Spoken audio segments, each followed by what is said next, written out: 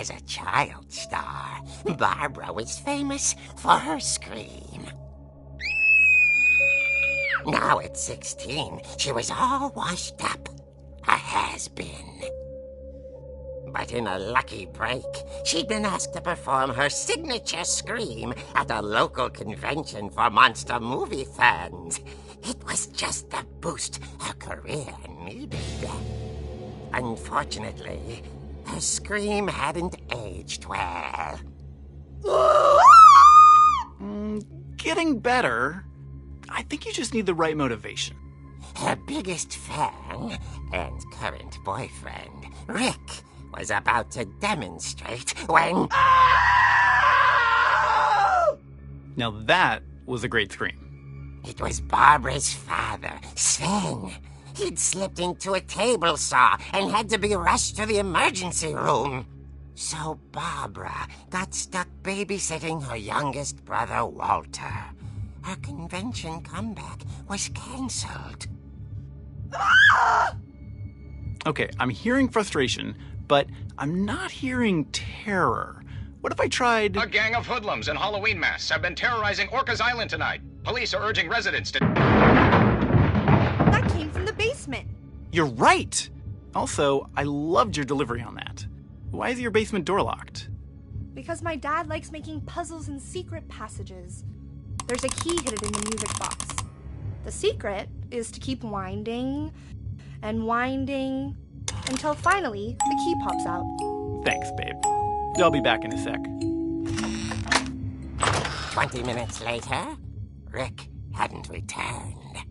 So Barbara went to look for him, right on cue. She reached for the music box.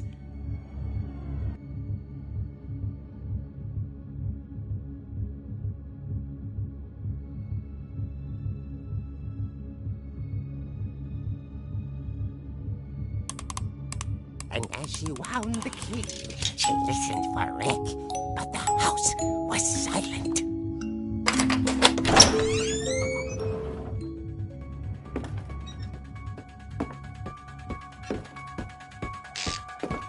She found Rick's crutch and imagined the worst.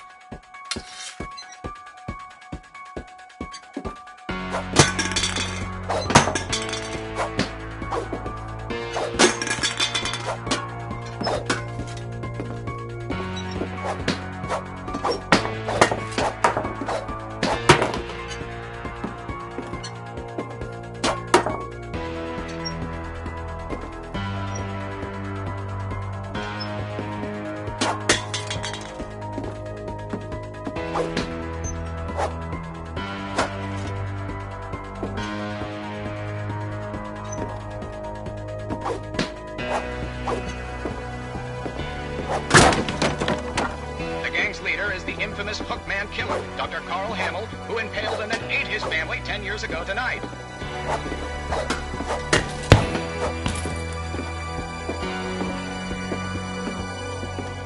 The old fridge rattled and grew still. Oh dear!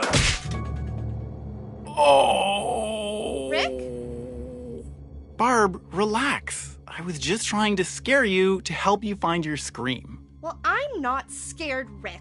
I'm furious. Then act furious. All I'm getting from you now is that you're hurt and confused and She threw him out, but she kept a little something to remember him by. Barb, have you seen my other crutch? And she was still holding it when she fell asleep watching the late picture show. Hours later... Barbara! Walter, what's going on up there? Ah! Okay, I'm coming up, but if this is a trick, you're dead, Walter.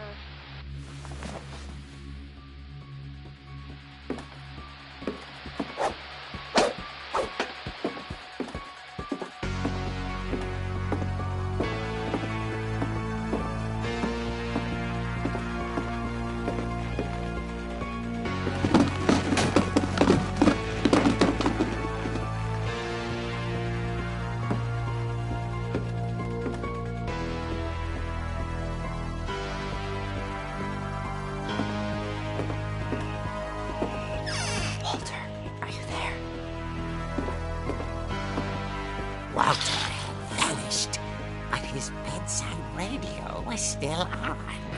Orcas Island police describe the man as 6 feet tall, with a steel hook for a hand. Residents are urged to lock all doors and windows and notify the police of any suspicious activity. Barbara turned, saw the hook man, and was speechless. He was quite smashing. And he was. He couldn't get enough of Barbara. Okay, Barbara. There's gotta be another way out of here. That night, she played her part beautifully.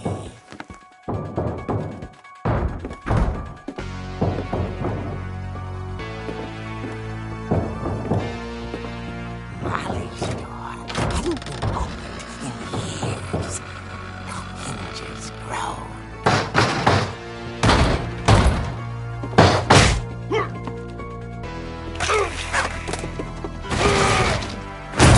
He wasn't moving, but she sensed the story might not be over yet.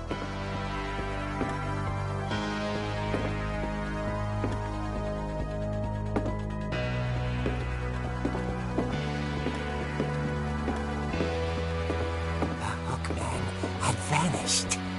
She listened for his breathing, but all she heard was...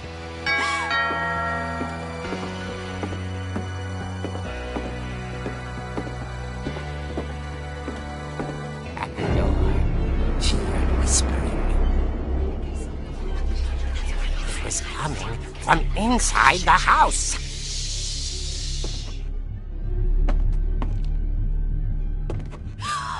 Oh dear.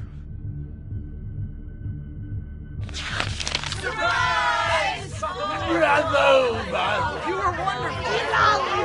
monsters had come to surprise her. For Barbara, it was a dream come true. Then she saw what kind of monsters they were, and she realized what was about to happen. She was going to be famous. And with her final breath, Barbara Finch gave the performance of her life.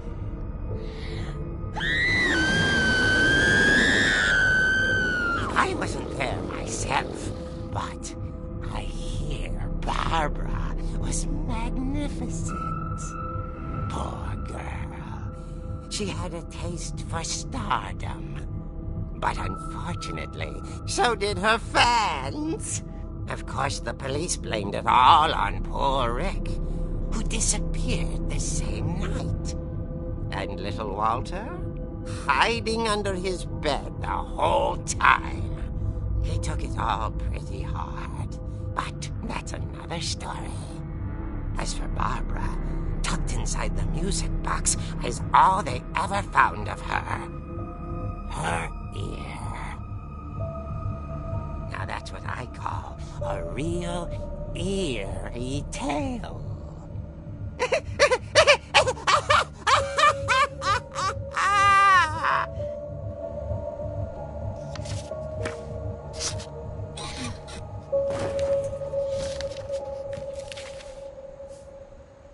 Edie told me all Barbara wanted was to be remembered, as absurd as that comic was. Maybe what Edie saw was a happy ending.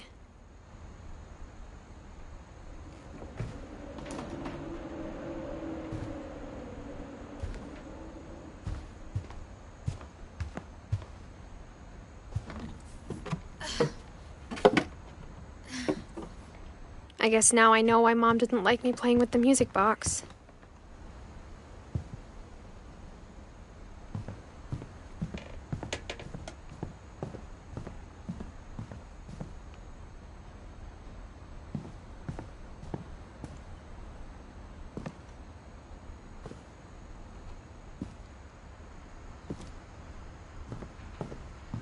A lot of things got left behind in the whirlwind of that last night.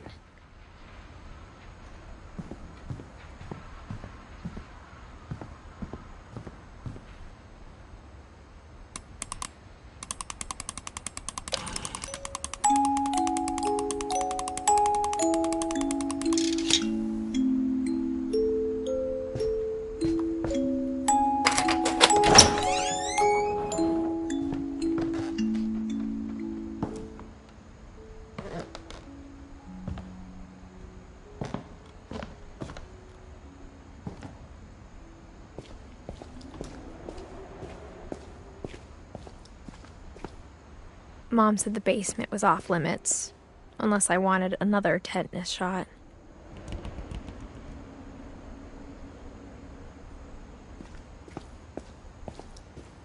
I saw Edie sneak down to the basement once, carrying packages. I thought maybe she was hiding presents. It turned out she was hiding a lot more than that.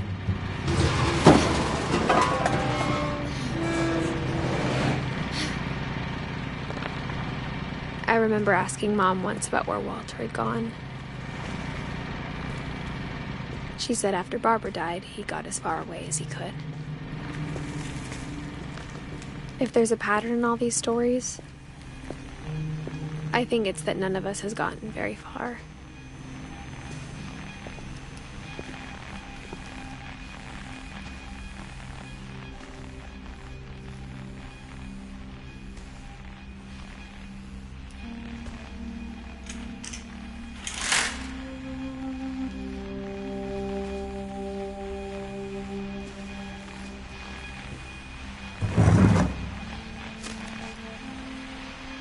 Goodbye, everyone.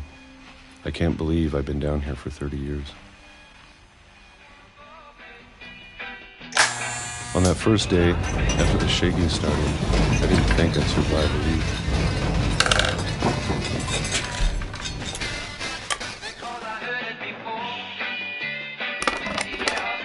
But after a few days, I settled into a routine. That's what kept me sane. Having a schedule, living for today. I always expected to be dead tomorrow.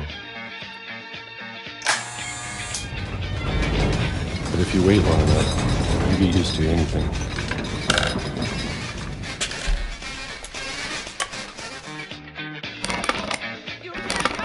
Even a monster on the other side of the door starts to feel normal.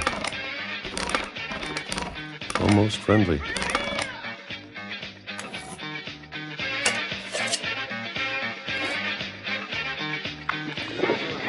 And then one day, everything just stopped. Whatever that thing was, it was gone. Maybe it got tired of waiting. Or maybe I just got tired of being afraid.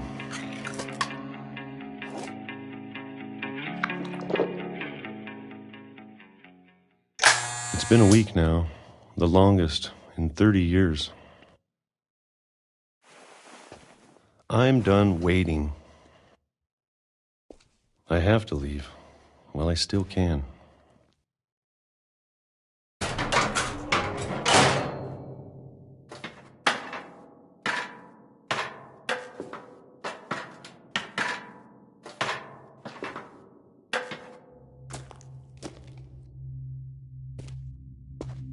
I know it's out there, somewhere. Whatever killed Barbara and Molly and Calvin. Maybe this is all a mistake. But I need to stop living the same day, even if it kills me.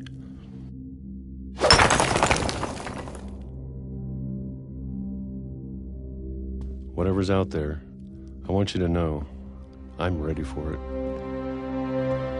I'm going to appreciate all of it, especially the food. I don't mind if I only have a year left, or a month, or a single week. I'd be happy with one new day. I can already imagine the sun on my face.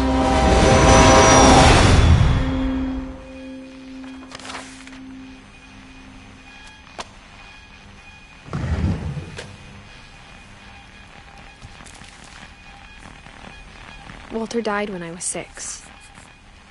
I can't believe my mom never told me he was down here. I'm sure my mom was trying to protect me.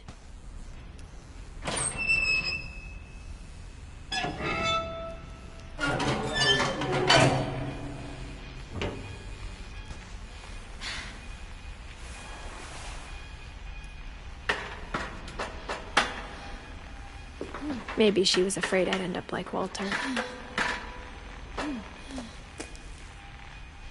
But if she never told me about an uncle under the house, I can only imagine what else she was hiding. I don't want to make the same mistakes she made. Trying to bury something that's still alive.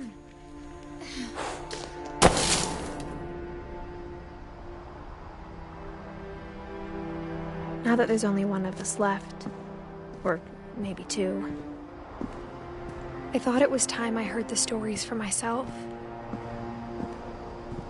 and found out what happened to everyone else. But now I'm worried the stories themselves might be the problem.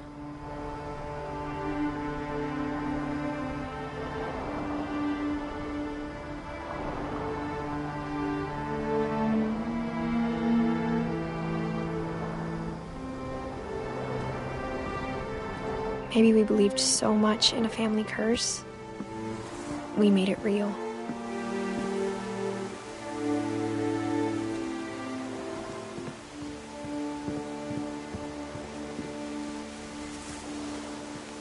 I don't know if I should even be writing this.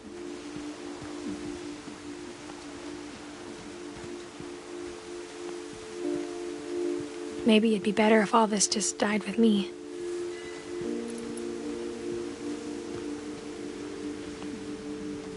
But I thought you should know about your family.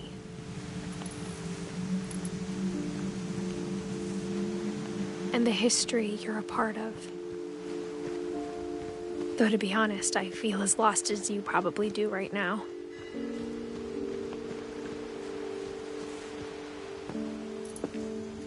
I think the people in these stories believed them, for what that's worth.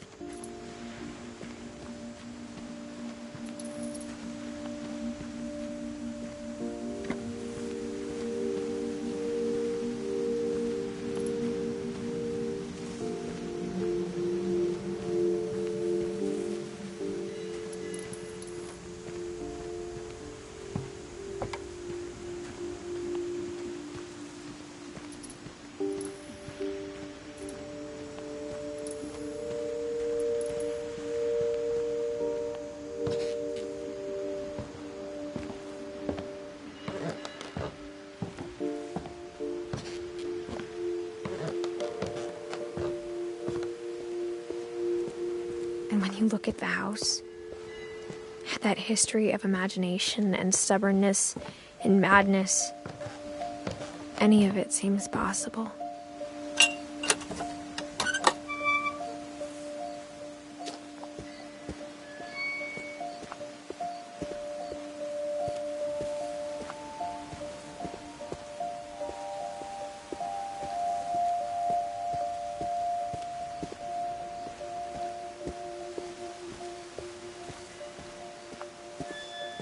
I think we've been surrounded by death for so long, we've just gotten used to it. What kind of family finishes building a cemetery before starting the house?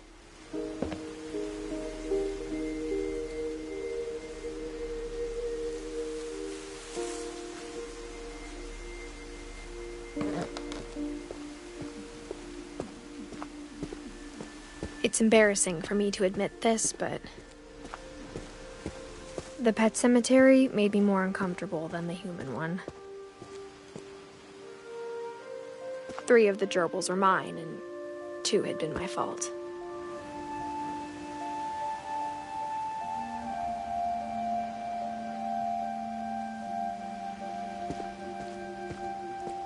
Sven built the house, but it was Edie who designed the cemetery.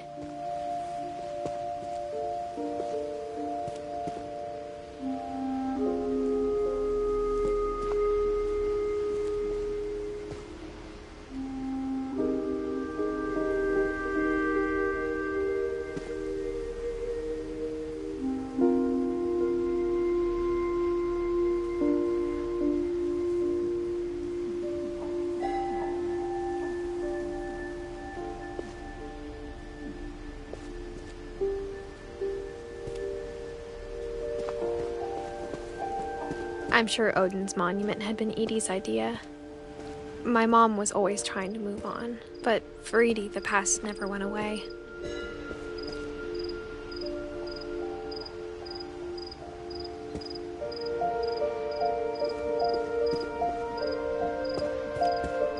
She could see it poking out of the water at low tide.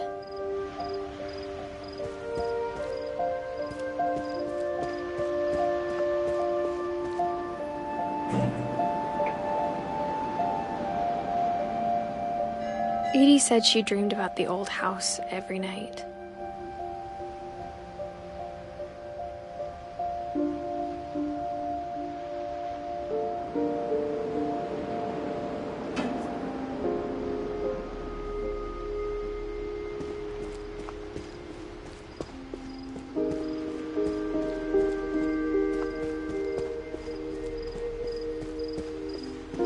Edie's side was always easier for me to understand. But the older I get, the more I can see where my mom was coming from. Her dad had been pretty strict, but it wasn't enough to save her brothers. She was just trying to do better.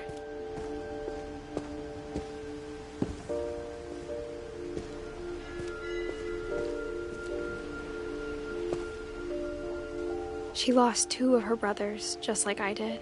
I get why she tried so hard to protect us.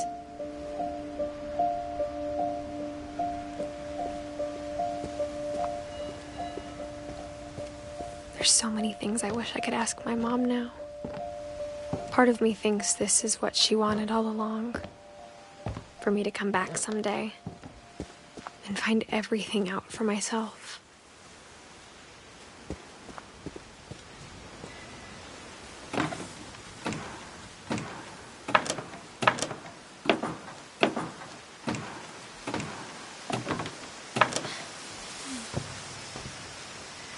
But looking back on it now, if she told me there was going to be so much climbing, I never would have come when I was 22 weeks pregnant.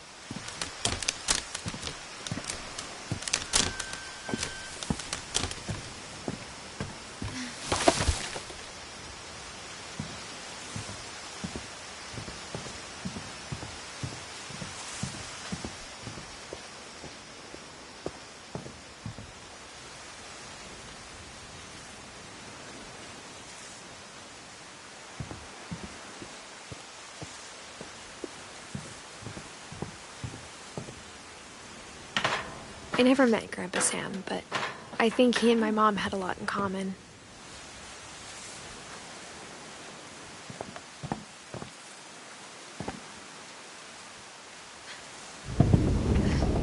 They were both pretty intense.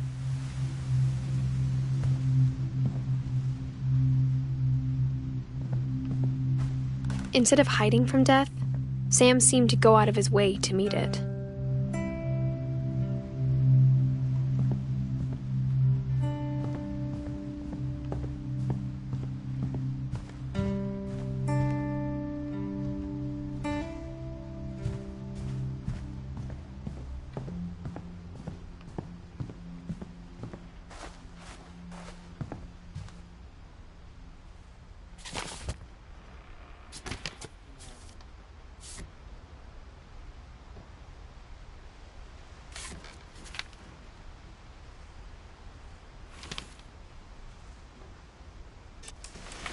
Dawn, I promise, you'll never forget this weekend. Yes, sir.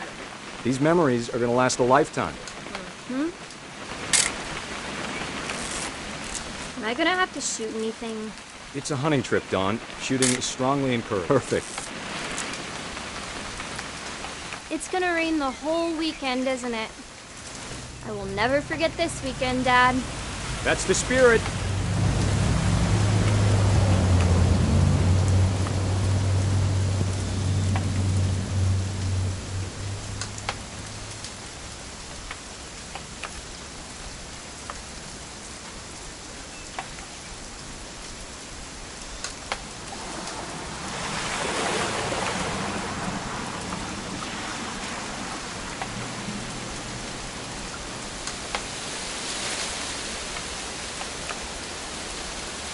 please just take the damn picture? Hey, language. Smile, Dawn. Okay, got it. I'm gonna take some pictures, okay? Just be careful. The camera's older than you are.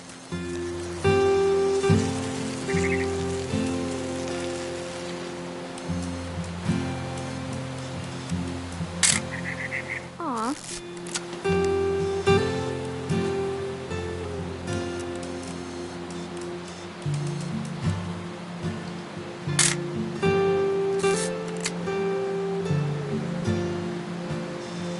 You're right, Dad. It's starting to clear up. Still freezing, though.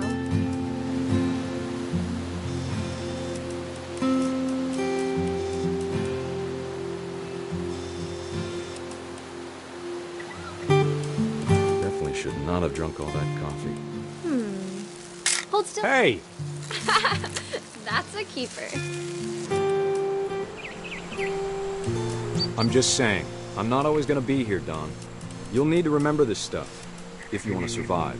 I'll be fine, Dad. You know who else thought he was gonna be fine? Some guy who died. Dawn, I'm being serious. I know, Dad. You're always serious. Doesn't being out here make you want to chill out? Well, to tell you the truth, I haven't been out here in 20 years.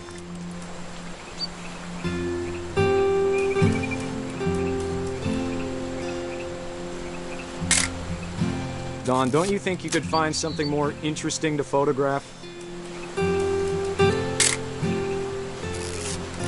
Last time I was with my brother Calvin. Man, that was a great trip. Your grandpa Sven taught us how to fish, how to build a fire. We found an old logging trail. There were deer everywhere. I bet if I could remember where that trail was, we'd spot a buck for you in no time. Give me a minute to check the map.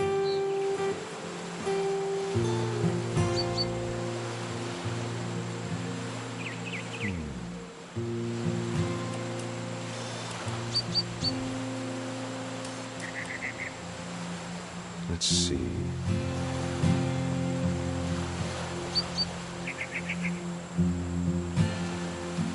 Maybe.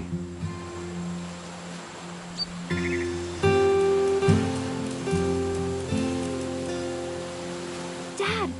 Good eyes, Dawn. Before you take the shot, let me get a picture of it.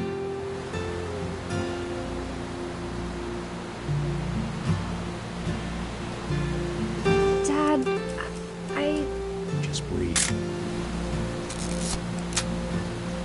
Let me get behind you. Do I have to do this? Dawn, you don't have to do anything. But if you want to survive, you'll need to be strong. Great shot, Dawn!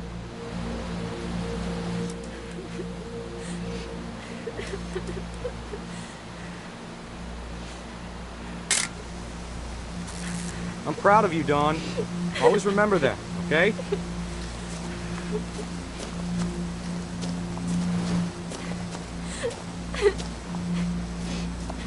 Dad, it's twitching. I think That's it's totally so... normal, Dawn. Just focus on the camera. Try not to think about... Dad!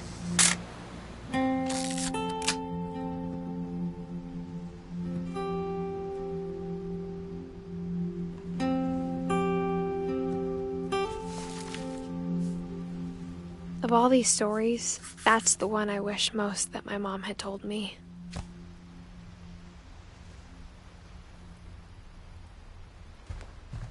Sam spent his life shooting photos, but Mom said he got nervous being in front of the camera. I guess we're all afraid of something.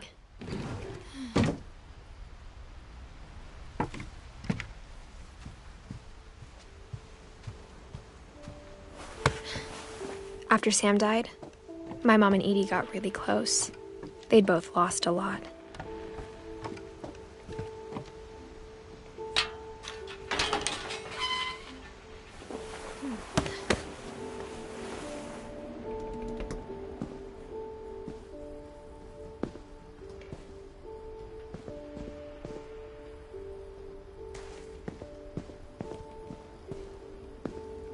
can't imagine my mom ever writing poetry, and yet...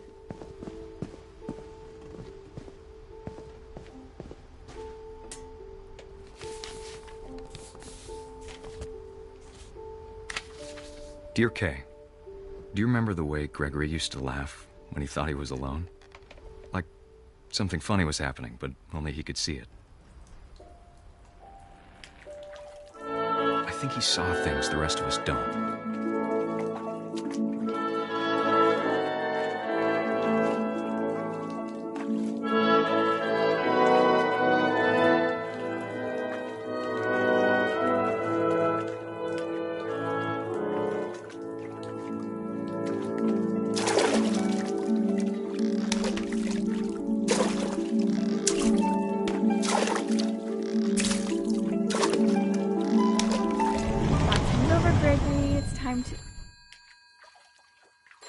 Hold on, sweetie.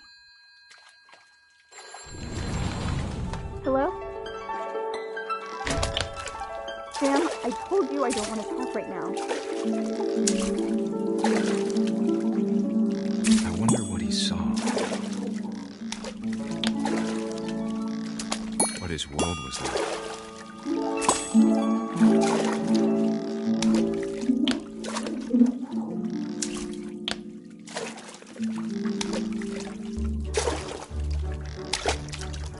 Reminded me so much of Calvin. Lost in his imagination. Whatever it was he saw.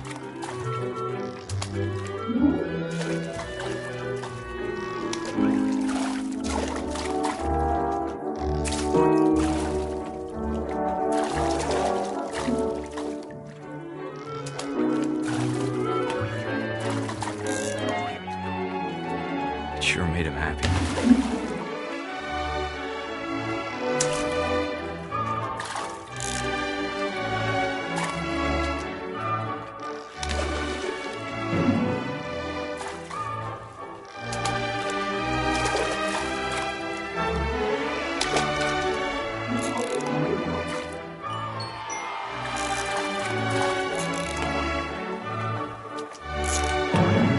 I know how silly it sounds.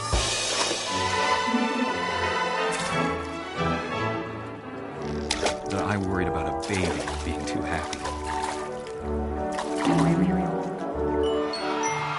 But I could feel him slipping away. Sorry about that, Gregory. I know you did everything you could. Maybe if I hadn't called that night. Damn it.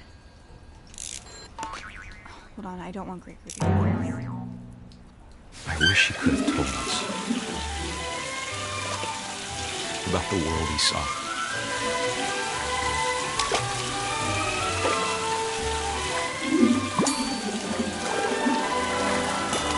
There's so much I don't understand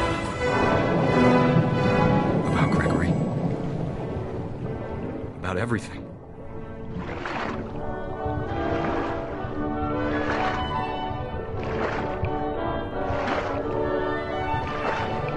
Know what happened wasn't your fault.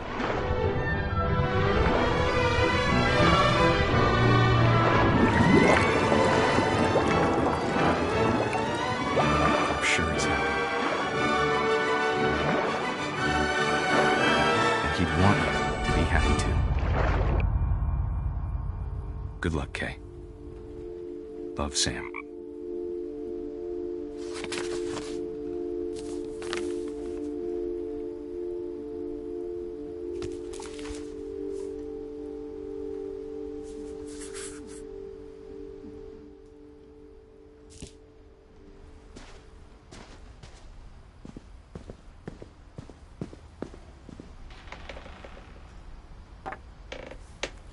A poem for Gus, who always said the wedding was a bad idea. Our father never hit us kids, at least not very hard, before the day my brother said with teenage disregard that he'd be dead before he'd see a wedding in our yard.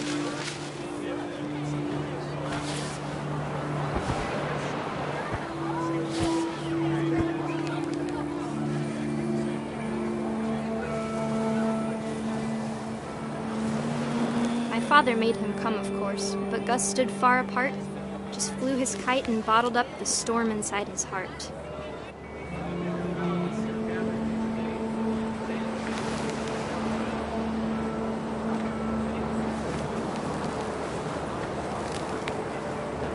I tried to talk him out of it, but though he'd never met her, we don't need a stepmom, were the words that I now pronounce you husband and wife. You may kiss the bride.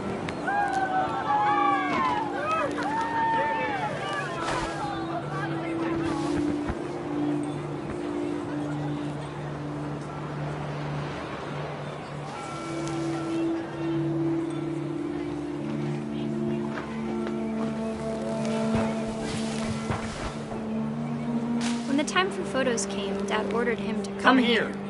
But Gus declined, and as a sign held up his middle finger.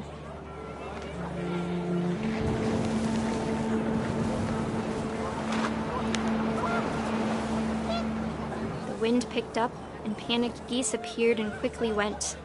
But all the humans did that day was go inside the tent.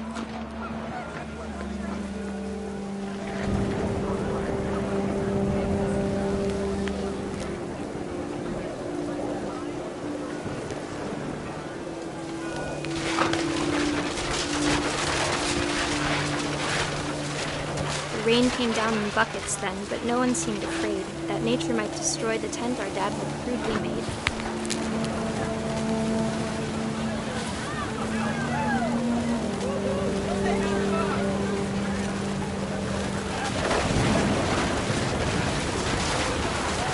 The thunder sounded much too close and full of angry power. But all my father said to this was, "Make the music louder."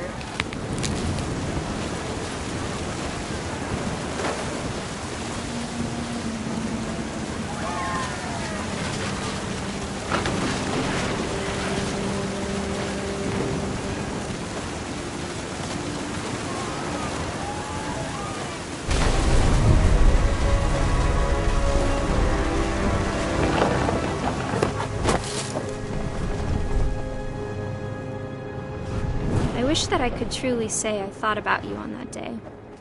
Out there on the beach alone, just you, the wind, the sea, and foam. But I didn't, until we found you.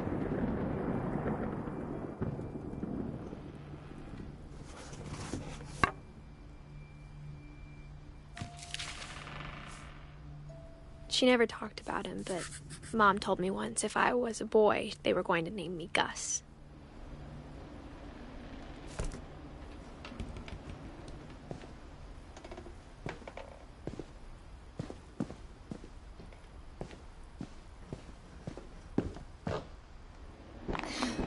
My mom moved up to the loft after her brothers died. At the time, it was as far away as she could get.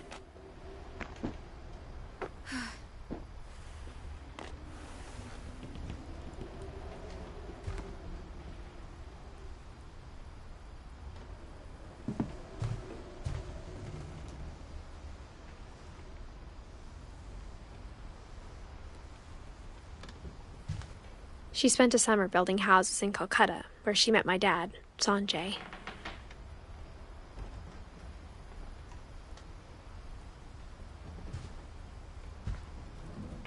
My mom moved to India a week after graduation and got a job teaching English. Louis was born a year later.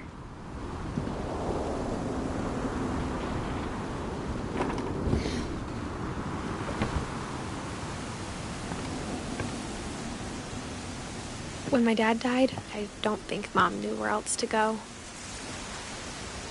I'm sure Edie was happy to have her back. And to see kids in the house again.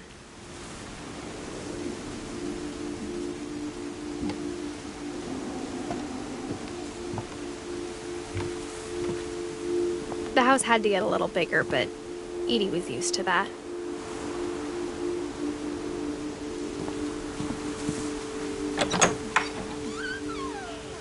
And for a while, things were good.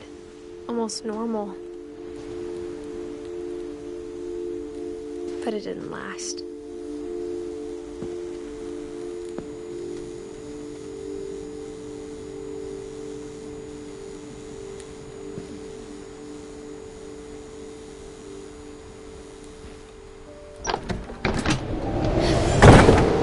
beginning of the end was Milton's 10th birthday, when Edie gave him a castle.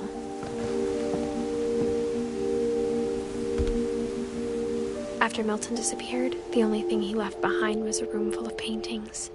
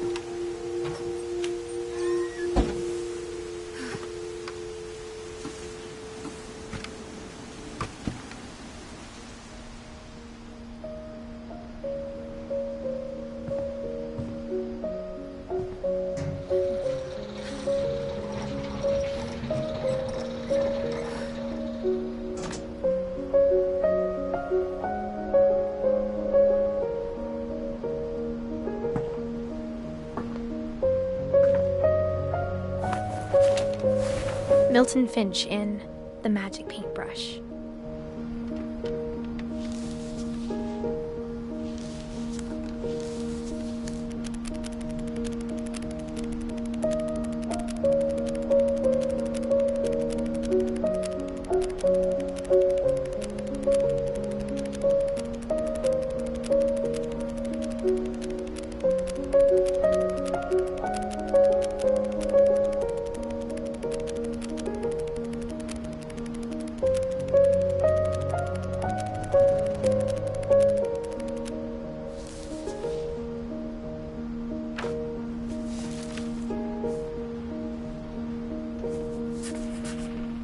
I was 4 when Milton disappeared.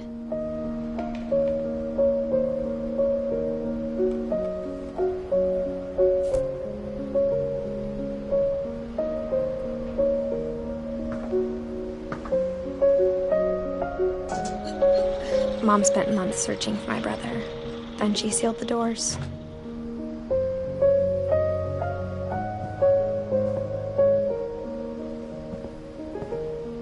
Whatever Milton had found in the house, Mom didn't want it getting out.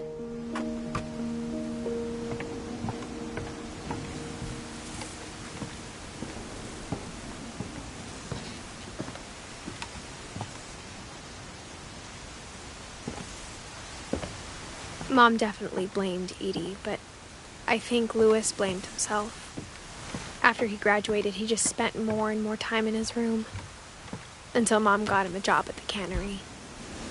Everyone always told me to stay out of Louis's room, except Louis.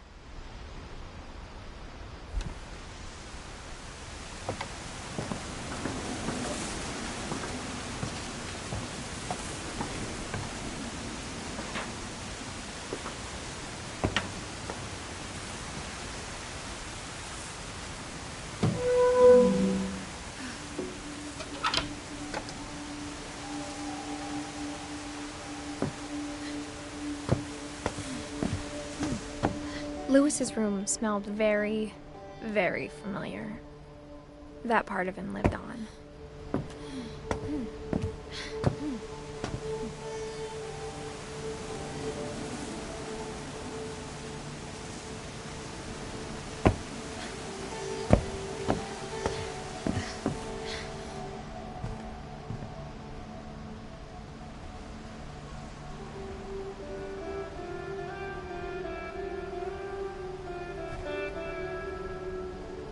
Louis and I spent a lot of time playing games together, but he was surprisingly bad at them. He died a lot.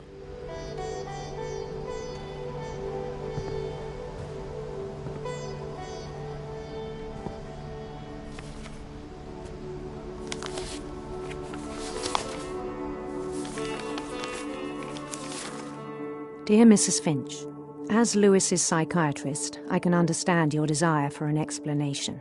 As I see it, the trouble began in January, shortly after we convinced your son to seek treatment for substance abuse. Newly sober, I believe Louis first noticed the monotony of his daily life.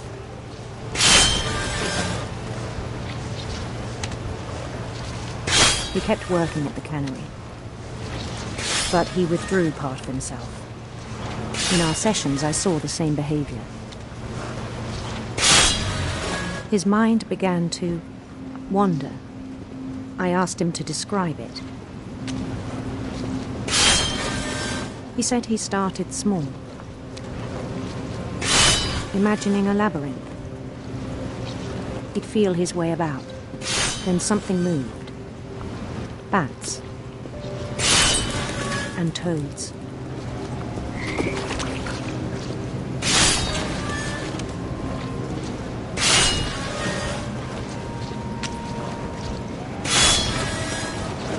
And things that have not names. He knew it was all in his head. But he took it very seriously. I had hoped he'd find himself.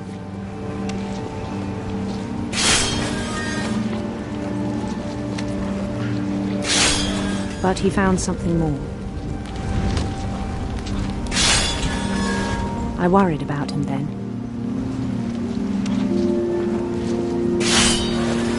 Daydreaming at the cannery. I spoke with his boss.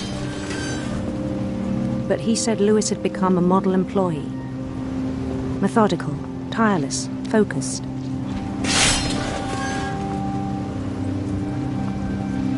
Like a whole new Lewis. So I let him go on.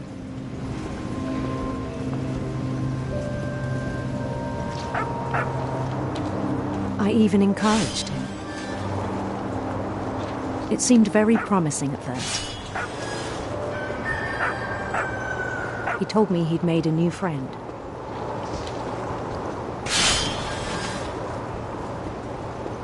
On the edge of a city he named Lewis Topia.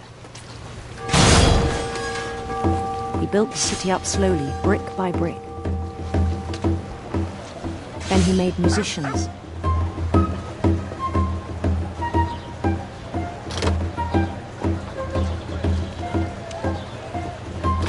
And songs for them to play.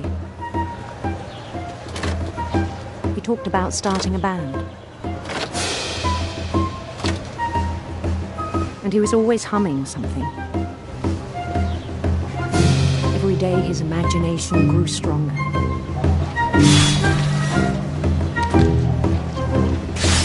He no longer spoke at the cannery. But his chopping was as reliable as ever. Then one day it struck him that all the cheering crowds, even the stones under his feet,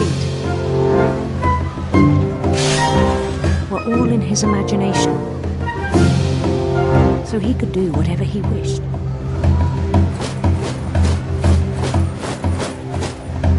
He held an election for mayor, and he won. They begged him to stay, but his mind was already wandering.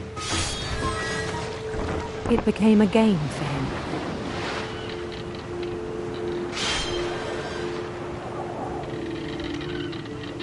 He'd conquer a city, then immediately push on. New Louisville.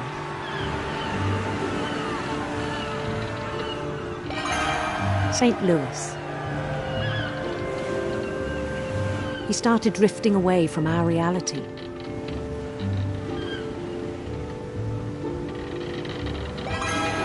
Minneapolis, until one day he forgot to go home from the cannery. Even as his mother pleaded with him, part of Lewis kept sailing on.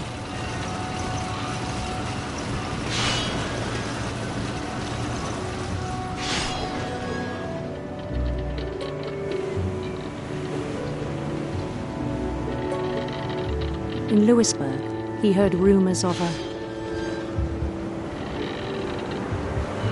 handsome queen.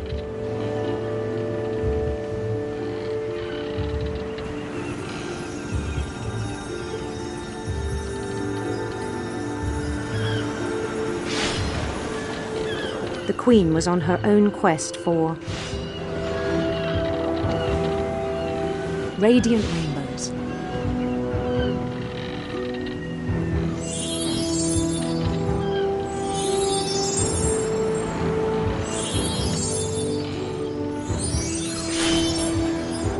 followed the sound of her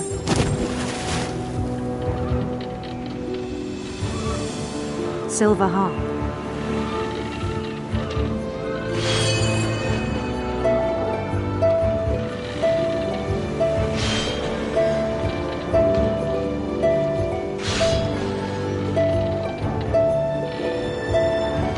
His chase led him to a golden palace east of the sun and west of the moon. Even then, his logic remained sound.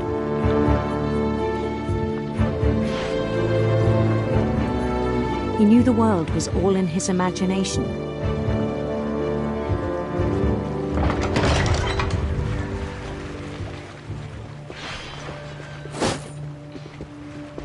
But he was so proud of having created it.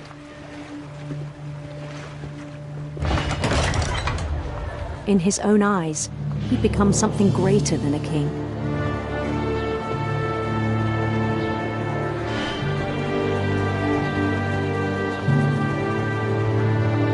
For someone who'd never known success in the real world, I think it was overwhelming.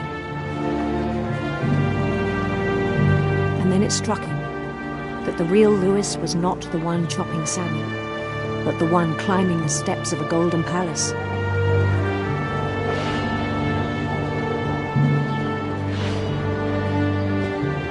My imagination is as real as my body, he told me. It was hard to argue with him.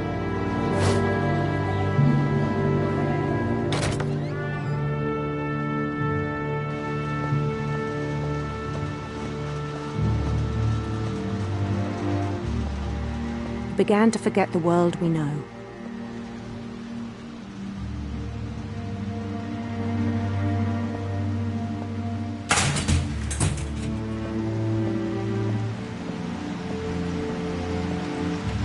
I think it pained him to remember Lewis, the cannery worker.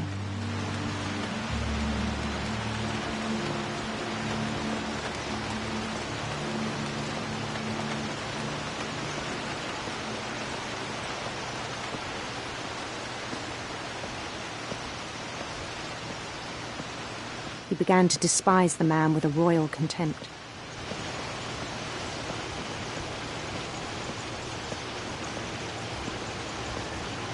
I still thought I could save him.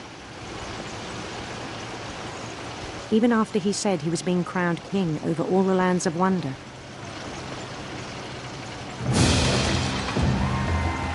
The palace would be packed with his companions.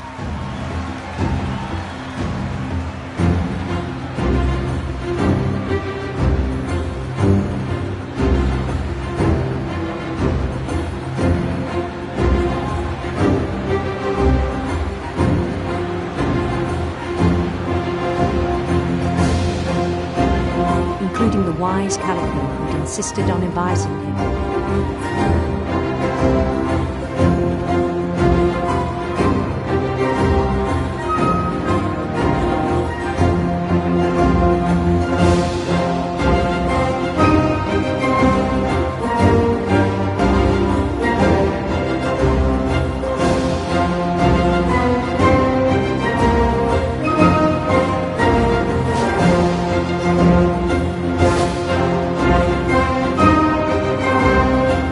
Queen waited, holding his crown.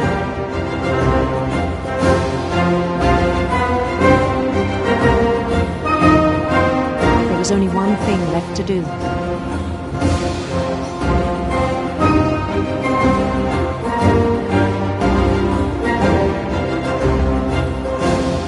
Bend down his head.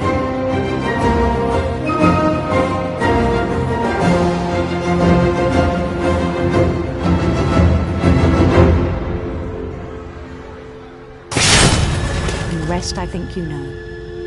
Mrs. Finch, your son was a kind man who will be missed by all of us who knew him.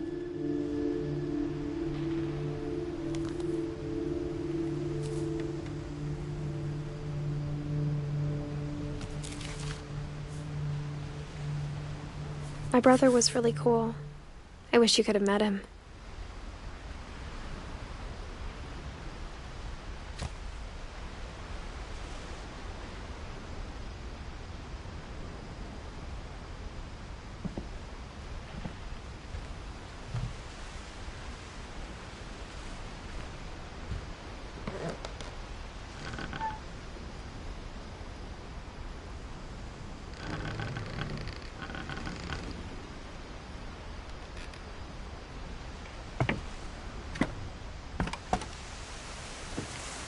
On the way back from Lewis's funeral, my mom told me to start packing.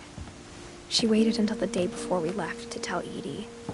I'm not sure if she wanted to make it easier or harder.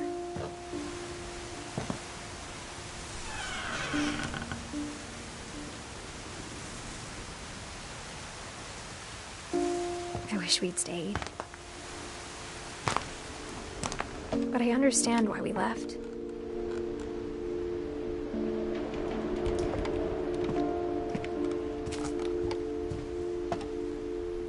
My mom ended up leaving everything behind.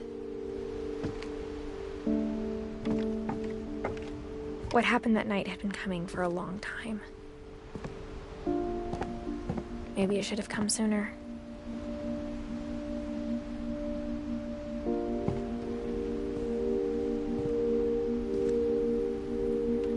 But it had to end one way or another.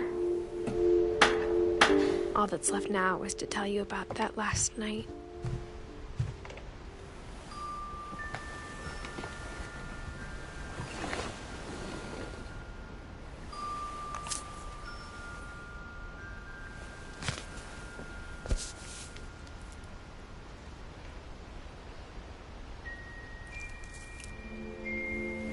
That whole last day, Edie just watched us pack and didn't say a word. Until supper, when she raised her glass and said, "To our final night together, and all our final nights apart." Grandma, you know what I said about alcohol. Some of your medications are very Edith, specific. I left a present for you in the hallway. Why don't you go open it? The grown-ups have to argue now. I'm sorry, you're right. We're all leaving tomorrow. Let's just enjoy our last... I'm not leaving. Edith, you're excused.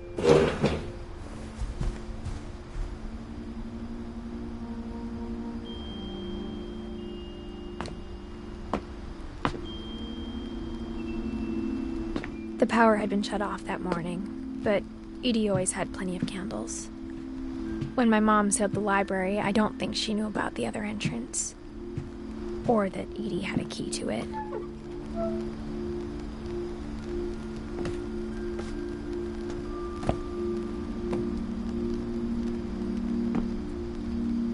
That thing you're afraid of isn't going to end when you leave the house. Edith has a right to know these stories. My children are dead because of your stories. I think it's best if Edith and I leave tonight. We'll have the nursing home send a van for you in the morning. Okay? Dear Edith, there's so many stories I wish I could tell you, but there's only time for one. This is about what happened on the night you were born.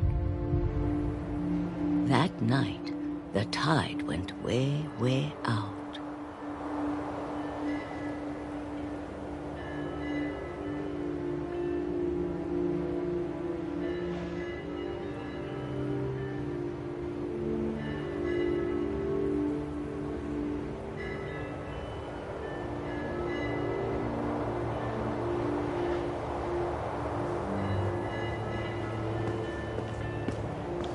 It was the first and last time I ever saw the old house aground.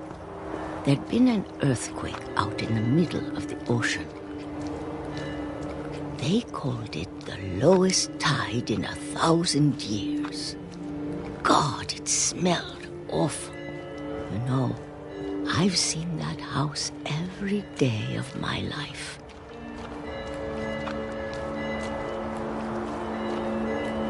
I never thought I'd go back to it. When the fog rolled in, I lost my way.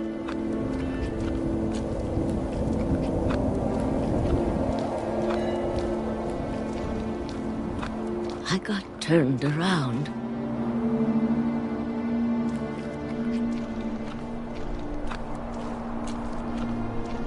I started seeing things.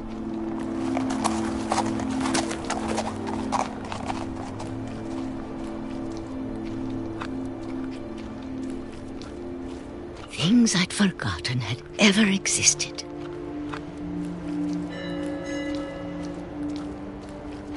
But when I saw them, they felt like old friends. That night, a lot of things came back to me. Or maybe I came back to them.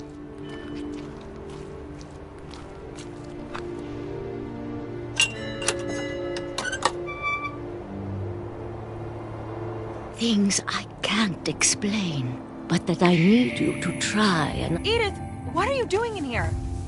It's mine. Edith! Mom, you're gonna rip it! Let go! I kicked and screamed, but Mom dragged me to the car. I never saw Great-Grandma Edie again.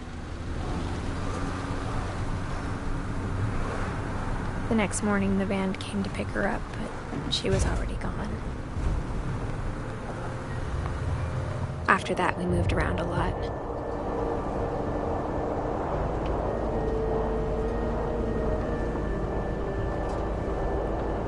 We both tried to make the best of it.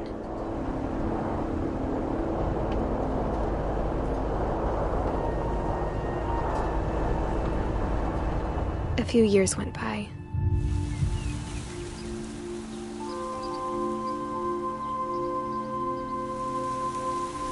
My mom didn't like to talk about it, but she started getting sick a lot.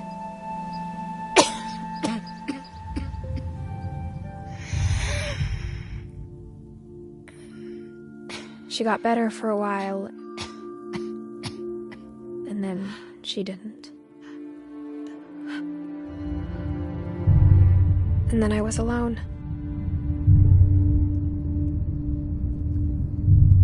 The last Finch left alive.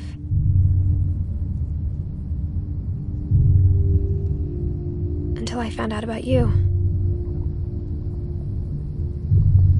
I'm still not sure what to tell you about all this. If we lived forever, maybe we'd have time to understand things. But as it is, I think the best we can do is try to open our eyes. And appreciate how strange and brief all of this is.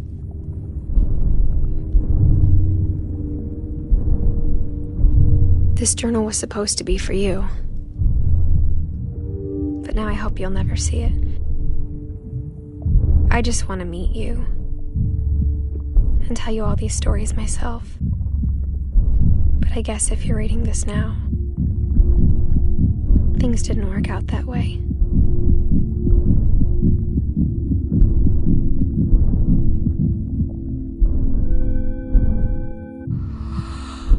This is where your story begins. I'm sorry I won't be there to see it. It's a lot to ask, but I don't want you to be sad that I'm gone. I want you to be amazed that any of us ever had a chance to be here at all. Good luck.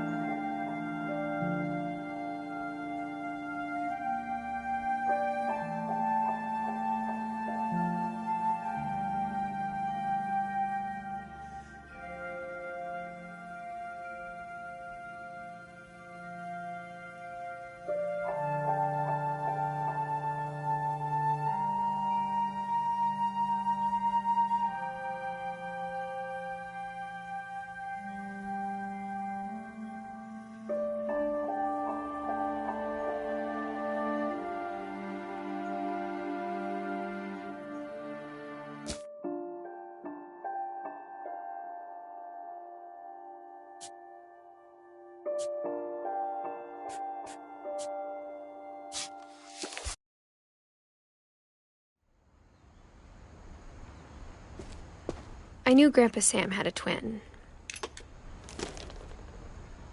and that he never talked about him. I guess my grandpa didn't like history any more than my mom did.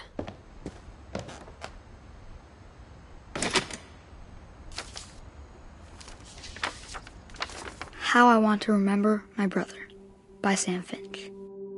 The thing I remember is that when he made up his mind, that was it.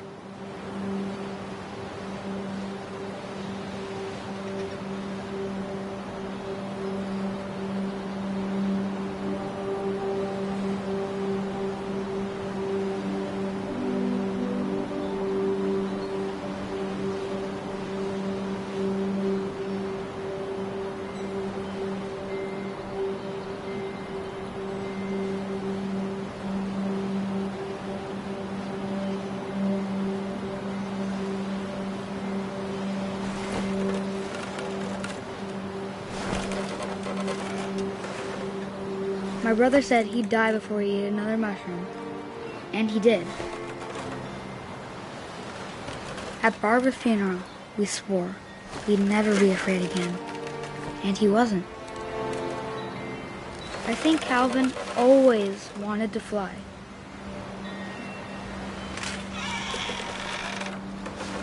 Sam! Calvin! Dinner's ready! Coming! But that day, he finally made up his mind to do it. I told him going around was impossible.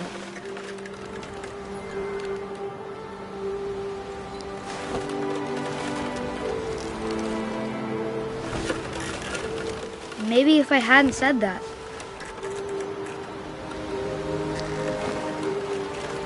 Calvin, I'm not gonna tell you again. Maybe if the wind hadn't picked up.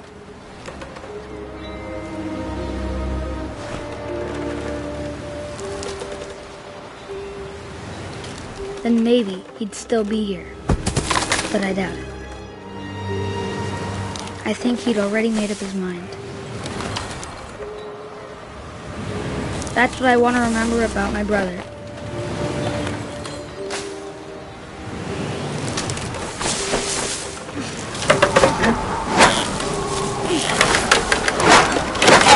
The day he made up his mind to fly. And he did.